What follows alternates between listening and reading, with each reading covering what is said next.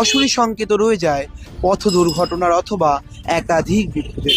এবার এই 10 মিনিটে ডেলিভারির বিষয়টি তুলে ফেলছে বিভিন্ন ই কমার্স সংস্থা।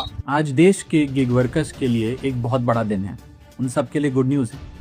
और गुड न्यूज़ ये है कि सेंट्रल गवर्नमेंट के हस्तक्षेप के बाद क्विक कॉमर्स कंपनीज जैसे कि ब्लिंकिट एटसेट्रा अब 10 मिनट में डिलीवरी की जो ब्रांडिंग है वो हटाएंगी।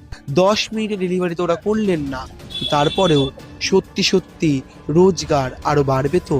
আরো সমস্যার কথা শুনবেন তো বাকিরা কি বলছেন সেই সমস্ত রানাররা অথবা ডেলিভারি বয়রা, শোনাবো আপনাদের। ভালো। কেন ভালো হবে? যে আমাদের এই 10 মিনিটটা বাড়িয়ে দিয়ে কমিয়ে দিয়েছে, এটা আমাদের পক্ষে তো ভালোই। অ্যাক্সিডেন্ট কি কমবে? হ্যাঁ, কমবে। মানে আগে কি তাড়াহুড়ো ছিল? হ্যাঁ, তাড়াহুড়ো তো ছিলই, কিরকম তাড়াহুড়ো থাকতো? ভীষণ তাড়াহুড়ো। কখন তাড়াতাড়ি এসে ডেলিভারি করে আবার কখন স্ক্যান করে মাল তাড়াতাড়ি নিয়ে যাবো, এইটা তাড়াহুড়ো ছিল। সেই ভয়টা কমছে। হ্যাঁ, সেই ভয়টা কমছে।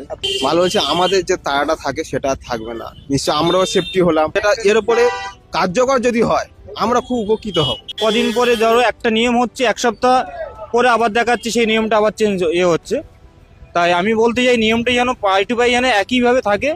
আর একটা ছেলে যে এই তাড়াহুড়ো করে চলে যাচ্ছে, যে আমরা 10 মিনিটের জায়গায় আমরা 5 মিনিটের মধ্যে সাইকেল নিয়ে কিভাবে যেতে পারি। আমরা গিয়ে অ্যাক্সিডেন্ট হচ্ছে, কারোর কোম্পানির কারোর ড্রাইভার নিচ্ছে না, আমরা একটা সাইকেল নিয়ে চালাচ্ছি, সাইকেলের আইডি আমাদের 10 মিনিটের মধ্যে করতে পারছি না বলে আমাদের আইডি চেঞ্জ হয়ে যাচ্ছে। এরপরে আমাদের রেড কার্ড চেঞ্জ হচ্ছে, আমাদের টাকা পয়সা দিচ্ছে না, আমরা অ্যাক্সিডেন্ট হচ্ছে কারোর, সেই টাকা পয়সা কিছু পাচ্ছি না, প্রচুর হ্যামারেজ হচ্ছে। আমরা ডেলিভারি বয়রা যে আমাদের নিজের ডেলিভারি পার্টনার বলে, যে পার্টনার হিসেবে আমাদের কোনো কাজ করছে না। আমরা যেন একটা শ্রমিকের চাইতে আরো অদম হয়ে গেছি এখন। উঠে গেলে ভালোই হয়, সুবিধা হয়, কারণ 10 মিনিটে তো ওরকম ভাবে হয় না, হিসাব মতন জীবন হাতে নিয়ে কাজ করতে হয়।